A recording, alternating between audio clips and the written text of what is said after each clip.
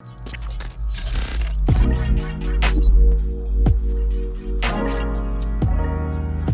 guys, Brett here, connecting from UbiCentral, and today I'm going to be talking about Assassin's Creed Odyssey, but more specifically, my impressions and thoughts on the story aspect.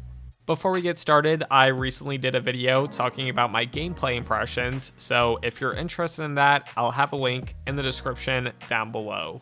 But without further ado, let's get started. So, right off the bat, I want to say I really enjoyed the story of this game. I played as Alexios, and I honestly thought he was great. If you didn't know, this game is going all out on the RPG aspects, so not only will you have different dialogue choices for different characters you meet, but the choices you make also have an impact as well, and that's not just a gimmick.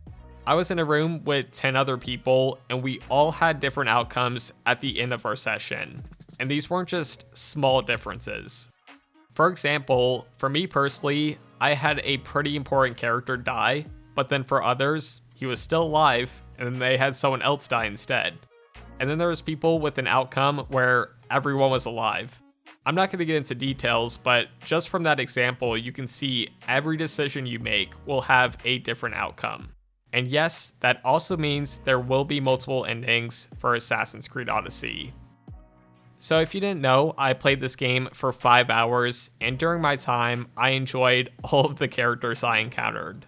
None of them really felt forced, and the voice acting and cutscenes were really good. You can definitely tell Ubisoft put a lot of time into crafting this story, which is great to see, and I honestly can't praise it enough. I think it really has a ton of potential, and most people will enjoy it. With all that said though, I have one major issue. This isn't an Assassin's Creed game. If you go into this expecting to get a great Assassin story, you'll be extremely disappointed. This game is a prequel to Origins, so there's no Brotherhood. There's no Hidden Blade. There's no social stealth. There's no real base of operations. Juno is no longer in the modern day. There's barely any hoods to wear from what I saw. Basically, what makes Assassin's Creed is gone. To be fair, they said the first civilization will have a bit more focus in this game, but I mean, come on. It's clear that they just slapped the Assassin's Creed branding on this to increase sales, which is a shame because it's a fun game. And I think the story is really promising, but it's not Assassin's Creed, and it shouldn't be called that. And again, I can't stress this enough, this game will probably be well received for the most part. It's a lot of fun.